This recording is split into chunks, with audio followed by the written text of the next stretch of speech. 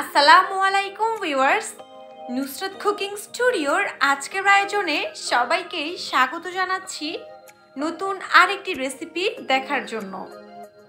আজকের পর্বে থাকছে রসমালাইয়ের রেসিপি, সেই সাথে থাকবে দোকানের মতো পারফেক্ট নরম তুলতুলে রসমালাই তৈরির বেশ কিছু সিক্রেট টিপস এবং ট্রিক্স। সো হোপ আমার আজকের ভিডিও সবার ভালো লাগবে। রেসিপিটা ভালো লাগলে অবশ্যই চ্যানেলটি সাবস্ক্রাইব করে এবং পাশে থাকা বেল বাটনটি অন করে দিয়ে আমাদের সাথেই থাকবেন। যাই হোক, কথা না বাড়িয়ে চলুন এবার মূল রেসিপিতে চলে যাই।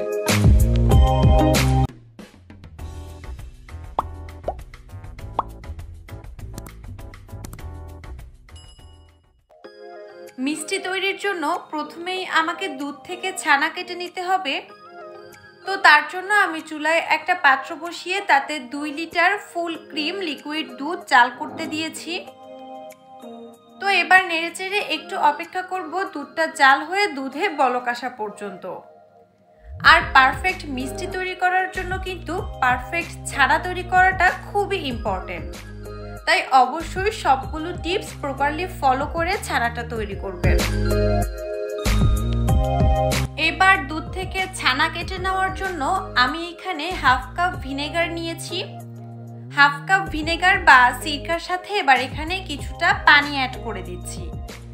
আপনারা চাইলে এক্ষেত্রে ভিনেগারের পরিবর্তে লেবুর রসও ব্যবহার করতে পারবেন। সেই ক্ষেত্রে লেবুর রসটা একটু বেশি পরিমাণে ব্যবহার করতে হবে। তো আমার মনে হচ্ছে এখানে আরও কিছুটা ভিনেগার প্রয়োজন, তার জন্য বাকি যে ভিনেগারটুকু ছিল এবার সেটুকুও দিয়ে দিচ্ছি। আপনারা এইভাবে একসাথে সবটুকু ভিনেগার না দিয়ে পরিমাণ মতো অল্প অল্প করে ব্যবহার করবেন, কারণ সবটুকু ভিনেগার নাও লাগতে পারে। দুধ থেকে ছানা কেটে আসার পর দুধ আর খুব বেশি সময় চুলায় রাখার প্রয়োজন নেই। যখন দেখতে পাবেন এরকম কিছুটা ঘোলাটে পানি বের হয়ে আসছে, তখনই বুঝে নেবেন এবার ছানাটা চুলা থেকে নামিয়ে নিতে হবে। তো আমি আপনাদেরকে একটু দেখিয়ে দিচ্ছি ছানাটা ঠিক কিরকম হবে। তো এবার আমি এই দুধটুকু চুলা থেকে নামিয়ে নিব। এখানে আমি একটা স্ট্যানারের উপর একটা সুতি কাপড় বিছিয়ে তার উপর ছানাটুকু নিয়ে নিচ্ছি। এটা অবশ্যই আগে থেকে রেডি করে রাখবেন, কারণ ছানাটা কিন্তু সাথে সাথেই এখানে নিয়ে নিতে হবে। এবার খুব ভালো করে ছানাগুলো ধুয়ে নিতে হবে যেন ছানায় ভিনেগারের স্মেলটা না থাকে। তাই কিছুটা পরিষ্কার ঠান্ডা পানি দিয়ে এবার ভালো করে এই ছানাগুলো ধুয়ে নিব।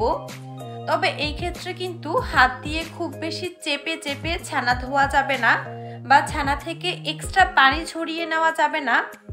এতে করে দেখা যাবে ছানাটা খুব বেশি হার্ড হয়ে যাবে। জাস্ট আলতো হাতে এভাবে একটু চেপে এর মধ্যে থেকে এক্সট্রা পানিটুকু বের করে কিছুক্ষণ এই ছানাটা একটু ঝুলিয়ে রাখতে হবে।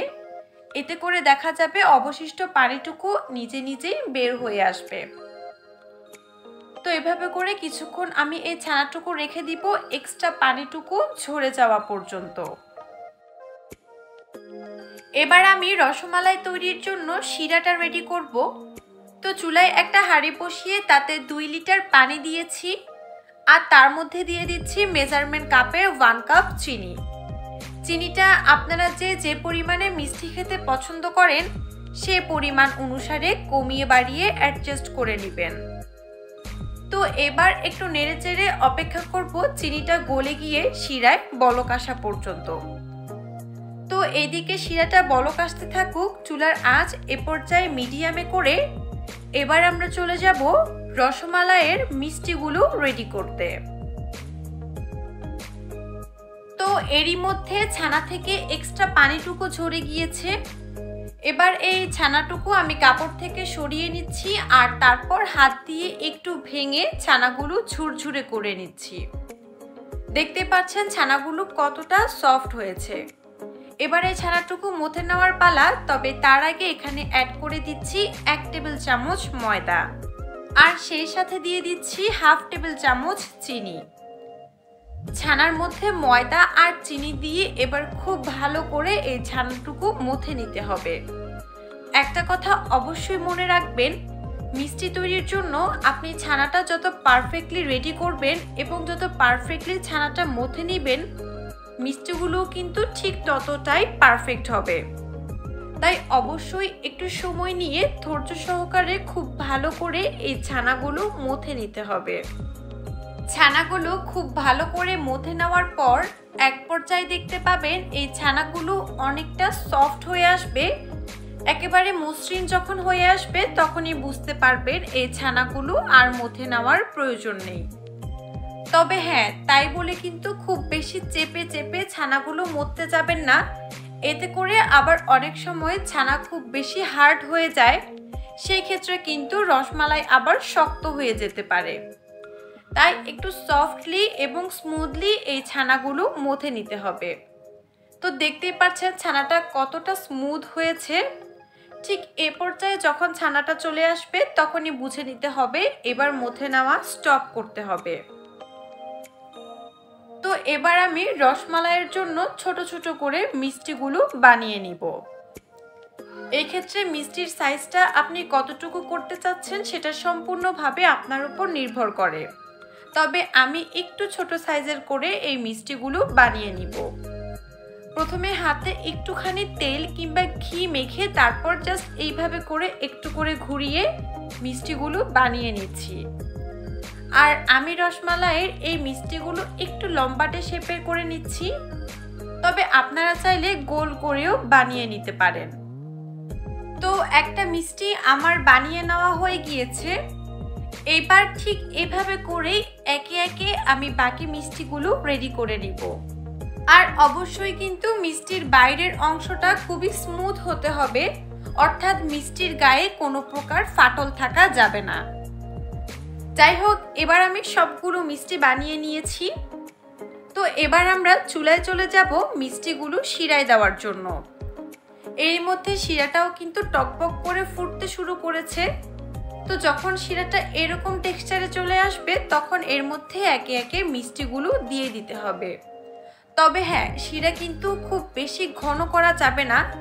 শিরা যদি খুব বেশি ঘন হয়ে যায় সেই ক্ষেত্রে কিন্তু রসমালাইয়ের মিষ্টিগুলো শক্ত হয়ে যাবে। তাই মোটামুটি শিরাটা যখন পাতলা অবস্থায় থাকবে, অর্থাৎ খুব বেশি ঘনও না একেবারে পাতলাও না, ঠিক ওই রকম টেক্সচারে যখন থাকবে তখনই এইখানে মিষ্টিগুলো দিয়ে দিতে হবে। শিরায় মিষ্টি দেওয়ার পর মিষ্টিগুলো আর নাড়াচাড়া করার কোনো প্রকার প্রয়োজন নেই। চুলার আঁচ মিডিয়ামে করে এবার হাঁড়িটা ঢাকনা দিয়ে ঢেকে অপেক্ষা করব 15 থেকে 20 মিনিট। তো এইবার হাঁড়ির ঢাকনাটা সরিয়ে নিচ্ছি। আর এরই মধ্যে কিন্তু খুব ভালো করে মিষ্টিগুলো কুক হয়ে গিয়েছে। তো যেহেতু এই মিষ্টিগুলো বেশ অনেকটা সময় আমরা শিরায় রান্না করেছি, তাই এ পর্যায়ে যদি মনে হয় শিরাটা খুব বেশি ঘন হয়ে গিয়েছে তাহলে এখানে 1 থেকে 2 কাপ নর্মাল পানি অ্যাড করে দিবেন। কোনোভাবেই কিন্তু ঘন শিরায় মিষ্টিগুলো রাখা যাবে না। তো এবার আমি আপনাদেরকে মিষ্টিগুলো একটু দেখিয়ে দিচ্ছি। দেখতে পাচ্ছেন মিষ্টিগুলো কতটা পারফেক্ট হয়েছে। তো এবার চুলার আঁচ বন্ধ করে মিষ্টিগুলো আমি এই শিরার মধ্যে এভাবেই রেখে দিব কিছুটা ঠান্ডা হয়ে আসা পর্যন্ত। তো এইদিকে আমি অন্য একটা চুলায় একটা হাঁড়ি বসিয়ে তাতে 1 লিটার ফুল ক্রিম লিকুইড দুধ জাল করতে দিয়েছি। তো দুধটা একটু ভালো করে নেড়ে চেড়ে ঘন করে জাল করে নিব। আর দুধের উপর সর পড়তে দেওয়া যাবে না, যখনই সর পড়বে নেড়ে চেড়ে এইভাবে করে মিশিয়ে নিতে হবে। এবার রসমালাইয়ের মালাইয়ে ফ্লেভারের জন্য 2-3টা এলাচ দিয়ে দিচ্ছি, এতে করে বেশ ভালো একটা স্মেল আসবে। তো এবার অনবরত আমি নেড়ে চেড়ে এই দুধটা জাল করতে থাকবো। এ পর্যায়ে চুলার আঁচ মিডিয়ামে রাখতে হবে আর লক্ষ্য রাখতে হবে কোনোভাবে যেন দুধটা আবার নিচ থেকে লেগে না যায়। কিছুক্ষণ এভাবে অনবরত জাল করতে করতে এক পর্যায়ে দেখতে পাবেন দুধটা বেশ অনেকটা ঘন হয়ে আসবে আর সেই সাথে দুধের কালারটাও চেঞ্জ হয়ে একটু ডার্ক হয়ে আসবে। এক কথায় রসমালাইকে টেস্টি করার জন্য এই মালাইটাও কিন্তু পারফেক্টলি রেডি করতে হবে। তো এ পর্যায়ে দুধ বেশ অনেকটা ঘন হয়ে এসেছে। এবার শিরা থেকে মিষ্টিগুলো উঠিয়ে ডিরেক্ট এই মিষ্টিগুলো এই মালাইয়ে দিয়ে দিব।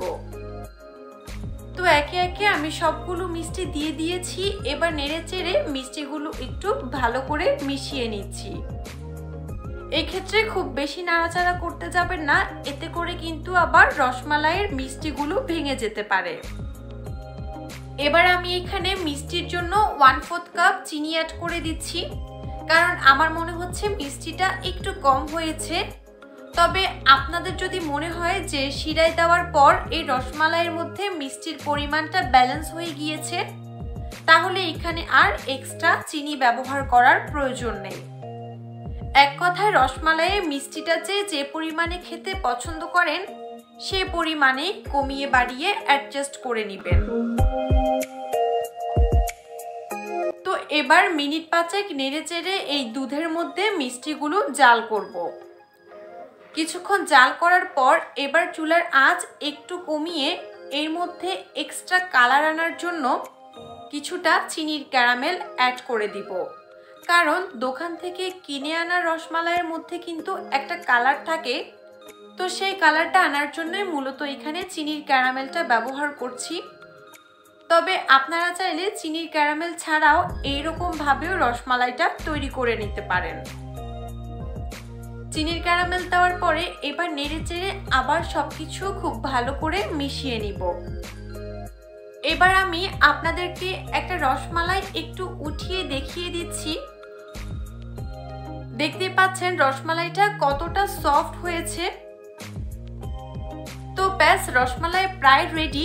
এবার জাস্ট নেড়েচেড়ে চুলা অফ করে হাঁড়িটা ঢাকনা দিয়ে ঢেকে এভাবে করে কয়েক ঘন্টা রসমালাইগুলো দুধে রেখে তারপর পরিবেশন করব।